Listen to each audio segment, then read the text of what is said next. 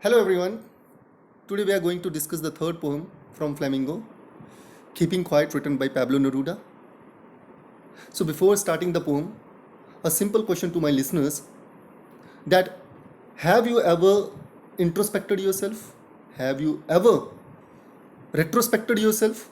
Have you ever pondered that whatever deeds you have done in the past, how have they affected you in the present? So this is a simple question. If you keep this question in your mind, it would be easier for you people to understand the poem. Now let's come on to our poet, that is Pablo Neruda. Now, as I talk about Pablo Neruda, he was born in 1904 and he died in 1973. And his actual name is Neftali Ricardo Reyes Basalto. And he is a Chilean poet. Neruda's poems are full of easily understood images because he has used a lot of images and a lot of symbols in his poems. The content, it is very simple. Most of the content is about nature. It was about Mother Earth. He also won the Nobel Prize for Literature in the year 1971. In this poem, if we talk about keeping quiet, Neruda talks about the necessity of quiet introspection and creating a feeling of mutual understanding among human beings. So here we have two words here. The first one is introspection and the second one is mutual understanding. Now, what is the meaning of introspection? Introspection means to analyze ourselves. When we think about ourselves, when we try to understand ourselves, that is called as introspection. And mutual understanding means when we have those interpersonal relationships, we have those interpersonal relationships with other people where we live. It may be in your family, it may be in your surroundings, so in the society, in the community, in the office, wherever you work. So we work on mutual understanding. If mutual understanding is not there, it is quite difficult for us to survive. So when we talk about Pablo Neruda, the actual name, as I discussed earlier, Pablo Neruda is the pen name of Neftali Ricardo, and he has written under this pen name whatever poems he has written under this pseudonym, that is Pablo Neruda. And one more interesting fact about Pablo Neruda is that he always used to write his poems in green ink. So the question arises that why green ink only? It could have been red, blue, so many other colors are there. Why has he chosen this green ink only? So the answer is that green is a symbol of desire and green is a symbol of hope. It means that he was highly affected, or he has highly melt himself into the different symbols. Now symbols are very important, which we are going to see, or which we are going to go through the poem also. So as we talk now, if we talk about the rhyming scheme, because rhyming scheme is very important in a poem, and there are lots of rhyming schemes. We are all aware about rhyming scheme, where the rhyming sounds are there at the end of each line. So here in this poem also, if we talk about the rhyming scheme, this poem is written in free verse. Now what is this free verse? Now the free verse means that it has no rhyming scheme. Most of the modern poets, they used to write in free verse only. So now what have I understood, or what I want to convey to you people, that this particular poem is totally dependent on three factors. The first one is introspection, second one is retrospection, and the third one is mutual understanding. And if we talk about this keeping quiet, originally it was written in Spanish by Pablo Neruda, the Chilean poet. And later on it was translated into English. So before we start the poem, let's have a look. What does the title of the poem suggest to you? What do you think the poem is about? So as I discussed earlier, that this particular poem is all about introspection, retrospection, and mutual understanding. So let's start our poem, that how does it go and what the message does the poet want to convey to us. Let's go with the first stanza. Now we will count to 12 and we will all keep still. For once on the face of the earth, let's not speak in any language. Let's stop for 1 second and not move our arms so much. So this is the first stanza. And what does the poet want to say? The poet says that we will count to 12. Now, the word we here means what? The poet is asking the listeners, the readers also, to participate in this practice, in this exercise. That's why he says, we will count up to 12. And when he says that we will count up to 12, it means that he is insisting, he is asking us to count up to 12. So this particular statement, it is an imperative sentence. Now, what is an imperative sentence? Now, we all are aware that what are imperative sentences. Imperative sentences means where we have the command, order, request. So here the poet is asking us, he is urging us that we should count up to 12. Now again the question arises, why up to 12 only? Why not 10? Why not 13? Why not up to 100? Because 12 has its own significance. Now 12 means what? 12 can be the hours of a clock, the working hours we can say. 12 can be the months in an year, or 12 can be the zodiac signs. So 12 is a very significant number. So the choice is of the reader, the one who wants to introspect himself. It can be 12 seconds, so we can say it is a period of time. And when he says that we will count up to 12, he says we will keep still. It means still means what? That we are not going to move or we are not going to show any movement. We will be on standby mode.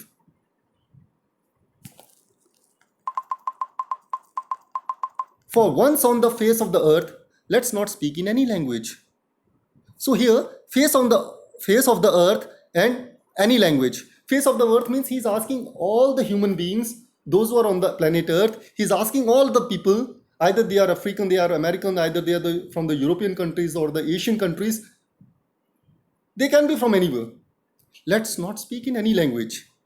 Let's not speak in any language means that most of the conflicts, most of the arguments, they are through the tongue only. If we are soft-spoken, if we are courteous, other people are also courteous. And if we show angerness, if we are very arrogant, the same will be received from the other end also. So the poet here is talking about what? The poet here is talking about the linguistic barriers. So we have to overcome, we have to come over these linguistic barriers. We have to remove all those conflicts. We don't have to fall in any conflict that I am a North Indian person, he is a South Indian person, I am from the southern part or he is from the northern part. So we have to keep it apart and we have to just focus that we are from the same country. No linguistic barriers. So afterwards, let's stop for 1 second. So again he's asking, I'm not asking you to stand still or to remain in that position for a longer period of time, only 1 second. He's just asking to initiate the process. And once it is initiated, and it is well said that baby steps leads to giant leaps. So he's asking that just stop for 1 second, just don't move your arms, don't do anything, just be in standby mode. And not move our arms so much. So he's asking that not move our arms so much. Arms here have two meanings. The first one is the hands or the human organs, and the second one is weapons. So the various figures of speech, various poetic devices are also used by the poet here that will be discussed in a separate video. So the figure of speech and the poetic devices, what we call, they will be discussed by me in the next video itself only. So here we are only discussing that what actually is the meaning, what is the moral message of the story of this particular poem. It would be an exotic moment. Now what the poet says, it would be an exotic moment. Now this is our second stanza. It would be an exotic moment. Now what is exotic moment? Moment means a fraction of time. It is also a period of time. It is very short duration. It has short duration. Exotic means which is very beautiful, wonderful, amazing, or which mesmerizes us. And what thing is he calling, which things have been called mesmerizing by the poet? That without rush, without engines. What he says, without rush. Without rush means what? That we are not rushing behind the materialistic things. We have just given a pause to our life. Without engines. Without engines means that no engines here can be used for many things. So that is a figure of speech that we will discuss in the next video. Without engines. So engines can be aeroplanes, trains, cars, motor vehicle, machinery. It can be anything. So what the poet wants from we people, that we would all be together. If we stop for all these activities, if we stop rushing behind, if we stop all the machineries, if we start introspecting ourselves, we would all be together. Because nobody will be rushing behind anything. There are no desires, there are no desires for materialistic things. In a sudden strangeness. And why is it called sudden strangeness? Strangeness means that the people, they may not be acquainted with each other, they may not be familiar to each other, and that is a sudden strangeness. Sudden means because such kind of things have never happened in past. But from today onwards, we can say, because the lockdown period is going on, and we all are suffering, or we all are in the wake of pandemic, COVID-19 pandemic. So we have observed all these things when the first lockdown was there.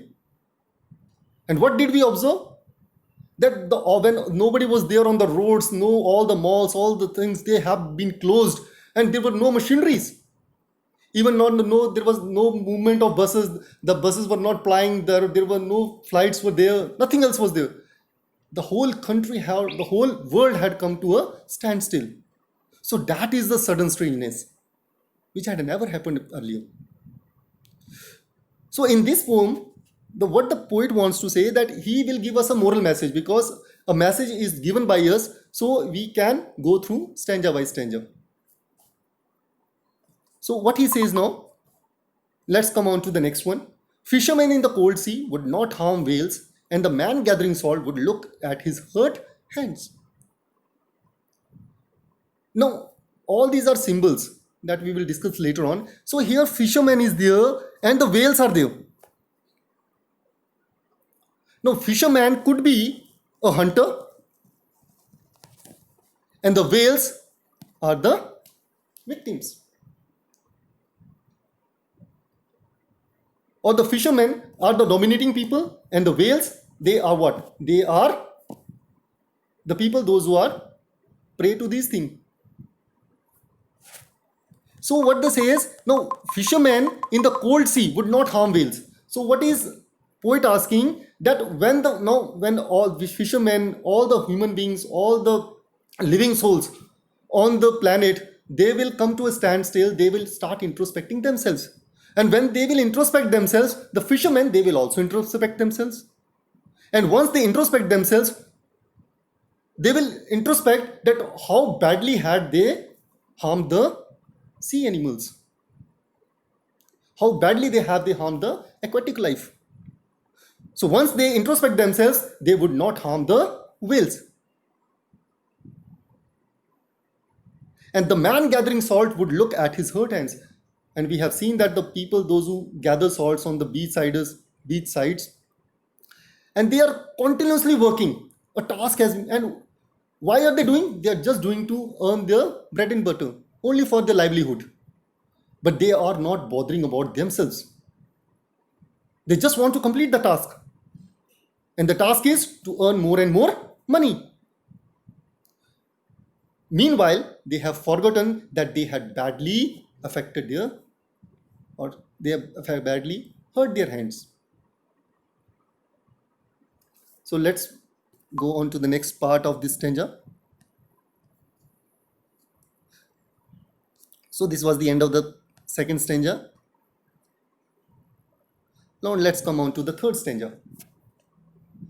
Those who prepare green wars, wars with gas, wars with fire. Victory with no survivors would put on clean clothes and walk about with their brothers in the shade, doing nothing. So here we have different words. Now, all we have studied at least two stanzas, and we have seen that no hard words, no difficult words have been used by the poet.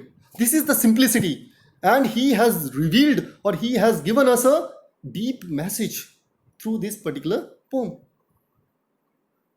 So that's the aroma, that's the essence of poetry.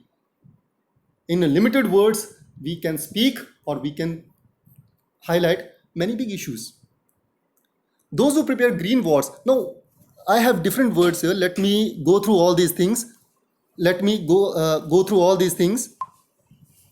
Green wars. So, green wars is the word that is here. Green wars, wars with gas, and wars with fire. So, what are these things? Green wars.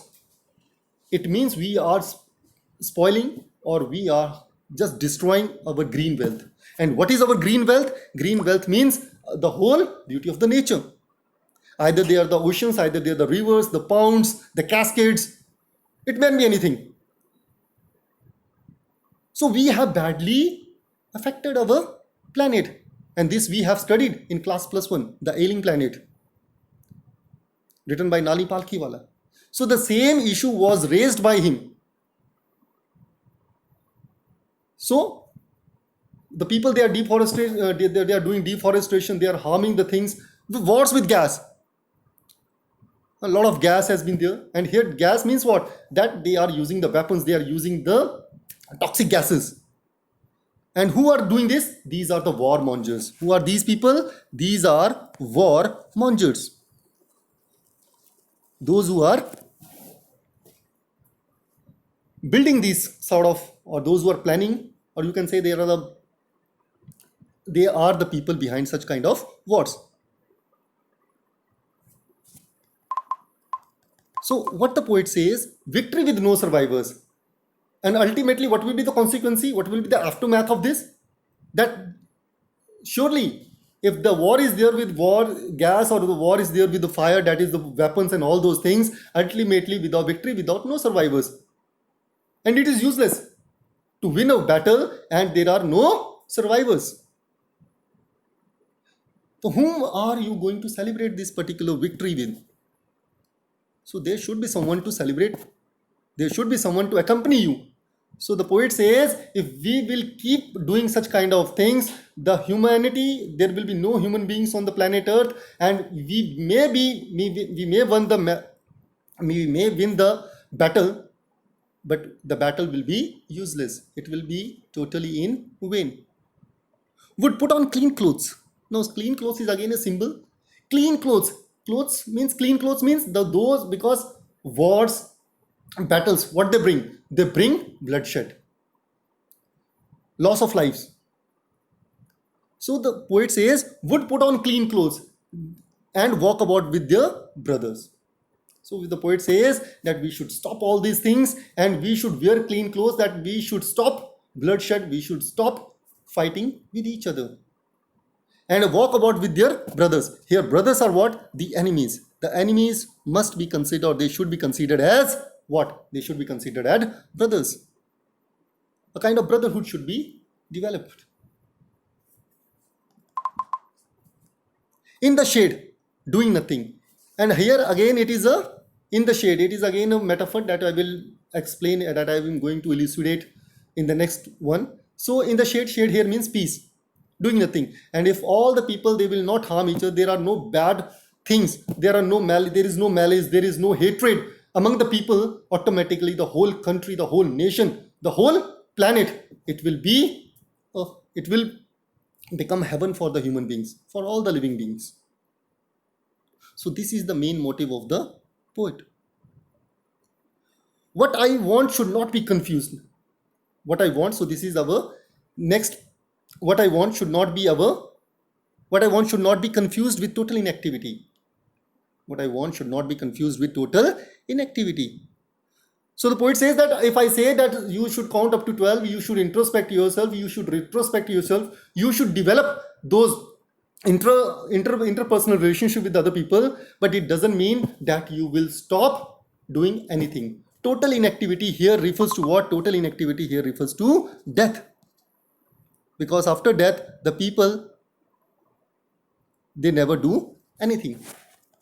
So he says that introspection should not be compared to, or it should not be compared with total inactivity.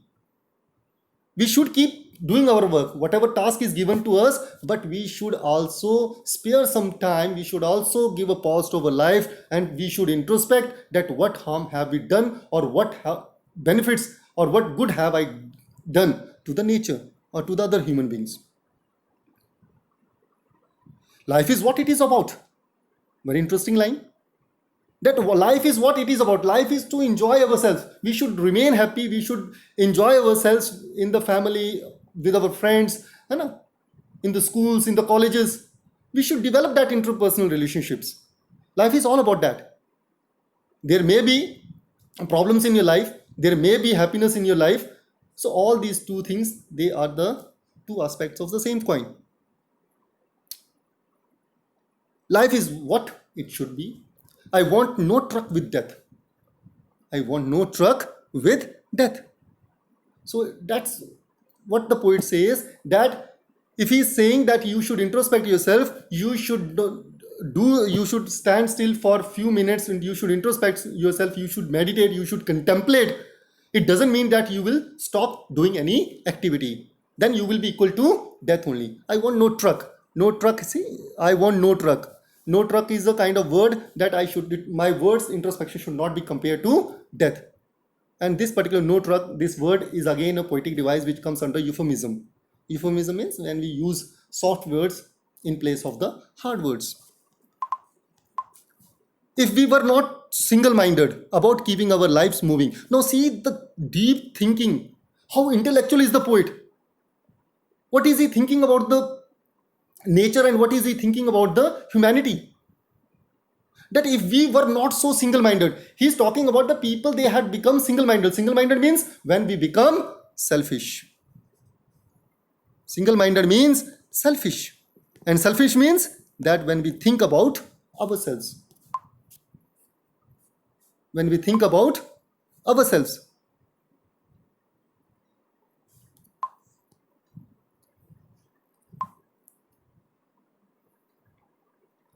And about keeping our lives moving, and for once could do nothing, perhaps a huge silence. If we were not so single-minded about keeping our lives moving, and for once could do nothing, perhaps a huge silence. So in that mode of selfishness, if we give a pause to our life, that is introspection. Through introspection, we can give a pause to our life. Through retrospection, we can give a pause to our life. And that huge silence would do what? It might interrupt the sadness. And if we want to remove the sadness, and sadness of what? Of never understanding ourselves. If we talk about two countries, if we talk about two states, we all have seen that the people, they are not happy with the neighbors also.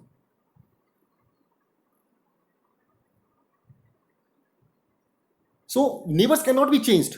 It was well said by our former Prime Minister, Mr. Atal Bihari Vajpayee, that we can change everything, but we can never change our neighbors.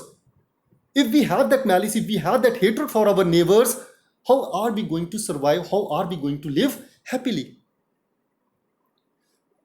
So whenever there are a lot of things are there, whenever you are surrounded or you are dominated by negativity or you are totally pessimist, you should give a pause to your life.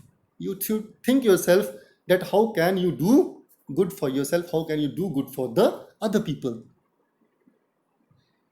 And threatening curses with the death. Because we all know that if I will stop working right now, if I'll stop teaching, if the other person stops working in his office, so how are they going to survive? Because they want, all people are working to earn their livelihood.